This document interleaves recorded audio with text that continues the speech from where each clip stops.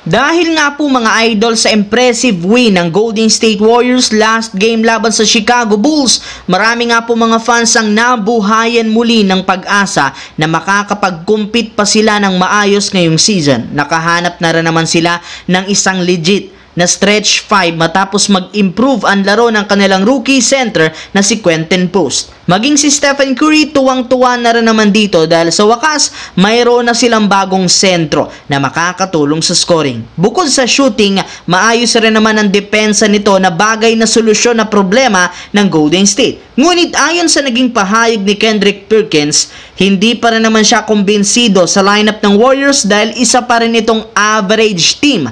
Ang inaasahan nga nila ngayon kay Quentin Post ay isang rookie. Ibig sabihin, magkakamali pa rin ito sa mga susunod na laro. Kaya hindi nila ito dapat dependehan o asahan para makapasok sa darating na playoffs. Samantala, pagkatapos nga po ng impressive na panalo ng Lakers last game laban sa Celtics, magkakaroon ng Lakers ng 6-game road games laban sa teams ng Golden State, Charlotte Hornets, Philadelphia, Washington Wizards, New York Knicks at sa Clippers. At sisimulan nila ito bukas sa kanilang magiging rematch laban sa Golden State. At bago pa magsimula, opisyal nang inanunsyo ng Lakers na hindi nakasama sa injury report si Jared Vanderbilt, kaya inaasahan na available ito kontra sa Golden State. Ibig sabihin na unti-unti na nga pong nakukumpleto ang binuong bagong lineup ng nagdaang off-season. Pero sa kabila niyan, may lumabas pa rin namang balita na seryoso ang Lakers na kumuha at kunin si Nikola Vucevic mula sa Chicago Bulls.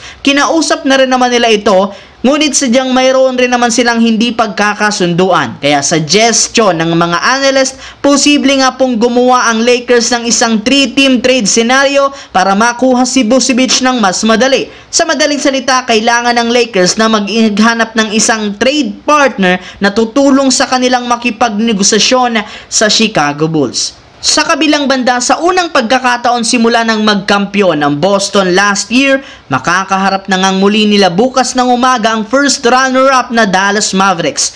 Bukas na nga mangyayari ang pinaka-inaabangang rematch ng 2024 NBA Finals kung saan gaganapin sa home court ng Dallas. Pero sa kabila ng pagkakaroon ng Mavericks ng advantage sa home court, mas liyamado pa rin ang Boston Celtics. Sa katunayan, ayon sa balita, meron nga pong 25% win rate dito ang Dallas kumpara sa 75% na Boston na kumpleto ang lineup. Sa katunayan, bukod kay Derrick White na nakalista bilang questionable, lahat ng player present laban sa Dallas Mavericks. Ayon sa lumabas na balita, 7 key player nila ang dito at hindi maglalaro dahil sa injury kagaya ni Luka, Derek Lively, Klay Thompson, Jaden Hardy, Dwight Powell at si Naji Marshall. Kaya maliit lamang ang tsansa ng Mavericks na manalo laban sa Boston Celtics.